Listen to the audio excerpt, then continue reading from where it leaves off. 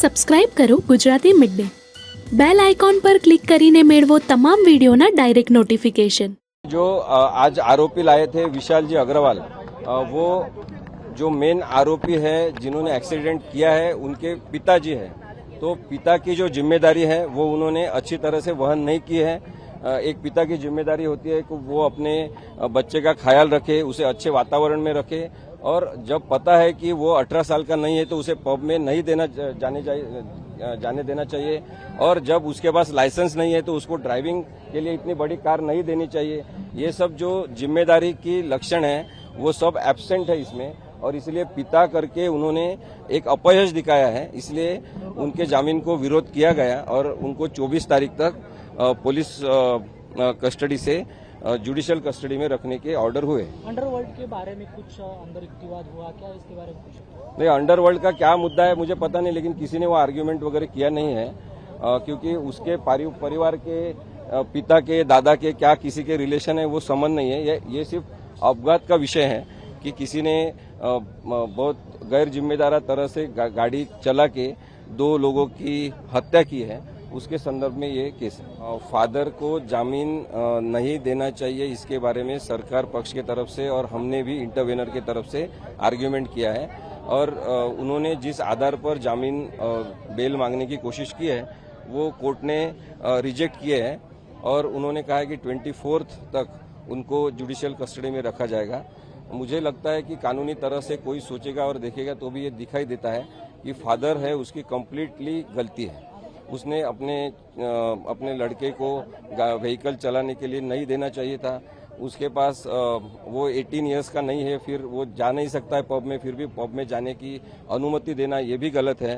और उन्होंने जो एक तकलादू स्वरूप का युक्तिवाद प्रेजेंट करने की कोशिश की कि ड्राइवर को उनके साथ भेजा था, तो ड्राइवर को भेजा था तो ड्राइवर ने कार ड्राइव करना चाहिए था। जिसके पास लाइसेंस ही नहीं है वो कार चलाएगा और ड्राइवर बाजू में बैठेगा, ये भी कंप्लीट इलीगल थिंग है। इस परिवार का जो नाम जोड़ा जा रहा है अंडरवर्ल्ड के साथ में, उसके बारे में कुछ हुआ?